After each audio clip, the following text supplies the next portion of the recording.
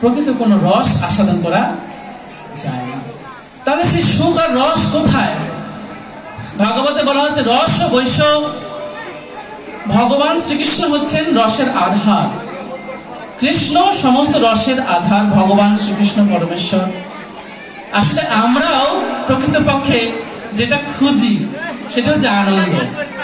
আপনারা জানেন, আমরা প্রায় প্রায় বলি সুখ, শান্তি এবং আনন্দ। আমাদের আচার্যগণ শিক্ষা দিচ্ছেন সুখ হচ্ছে দেহের ব্যাপার, খুব গরম লেগেছে, এসি রুমে ঢুকো, ফ্যানের বাতাস খাও, তাহলে তুমি সুখী হবে। শান্তি হচ্ছে মনের ব্যাপার। হ্যাঁ, কেউ আপনাকে প্রশংসা করলো, আপনার গুণকীর্তন করলো, আপনাকে ভালো বললো, আপনি শান্তি পাবেন। আর আনন্দ হচ্ছে আত্মার ব্যাপার। অন্তরের অন্তঃস্থলে যে আত্মা আমি অবস্থান করছে, সে আত্মাটাই প্রকৃতপক্ষে আনন্দিত হয়।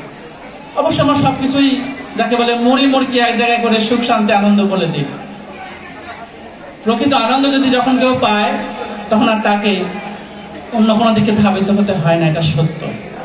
শিল প্রভুপাদ তার গ্রন্থের মধ্যে লিখেছেন, যখন কেউ মধুর স্বাদ আস্বাদন করে তখন তাকে চিনি খেতে হয় না, মধুই তার জন্য যথেষ্ট। আমি এ বিষয়ে আপনাদের একটা গল্প, ছোট্ট গল্প বলবো।